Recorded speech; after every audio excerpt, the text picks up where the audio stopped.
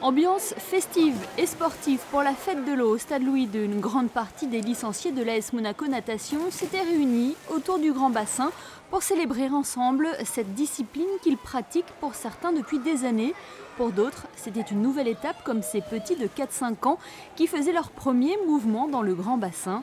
Après un après-midi d'entraînement et de compétition improvisée sous les yeux du prince Albert II et de la princesse Charlène, tous ont été récompensés par une médaille et un diplôme.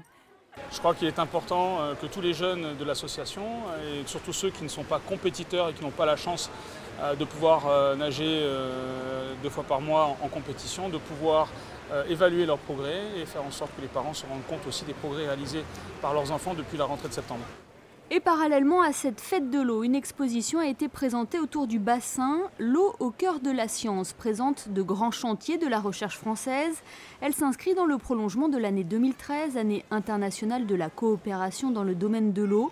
La question de l'or bleu, comme on la surnomme, constitue l'un des défis majeurs du XXIe siècle.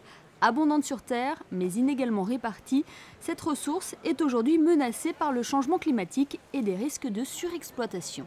Je crois que nous avons choisi bien sûr ce bassin où nous vivons parce que c'est un large public. Le public, les adultes, les gens qui viennent dans ce bassin parce qu'ils l'aiment beaucoup, il est propre et rapide.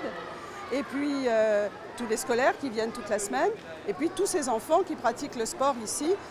Tous les éléments étaient donnés pour que nous puissions mettre en valeur cette grande campagne.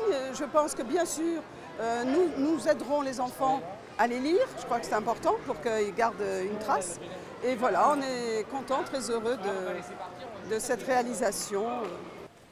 Réalisée par l'Institut de recherche pour le développement en partenariat avec le CNRS, cette exposition est à découvrir tout le mois de janvier au Stade Louis II.